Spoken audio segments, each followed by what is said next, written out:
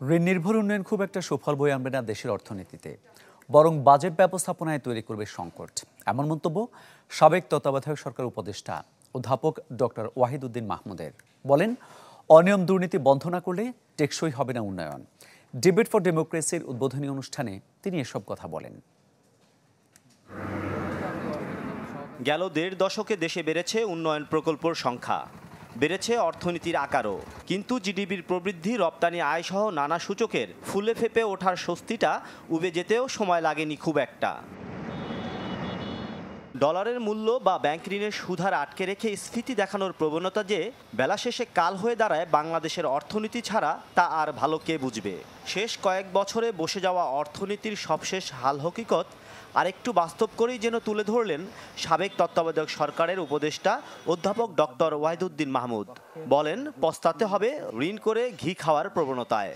ঘাটতি মেটাতে অভ্যন্তরীণ এবং বৈদেশিক সূত্র থেকে ঋণ নেওয়া যায়, সরকারের সেই ঋণের নির্ভরতা বাড়ছে এবং এই প্রবণতা চলতে থাকলে এটা শুধু বৈদেশিক ঋণ পরিশোধের ক্ষেত্রে না, বাজেট ব্যবস্থাপনার ক্ষেত্রেও এক ধরনের ঋণের ফান্ড তৈরি করে।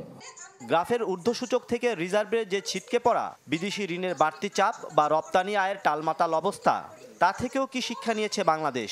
আসছে বাজেটে উন্নয়ন সহযোগীদের কাছ থেকে ঋণ নেওয়ার প্রবণতায় সেই সম্ভাবনাকে নাকচ করে দিলেন দ্বিদগ্ধ এই অর্থনীতিবিদ। অত্যন্ত অস্বাভাবিকভাবে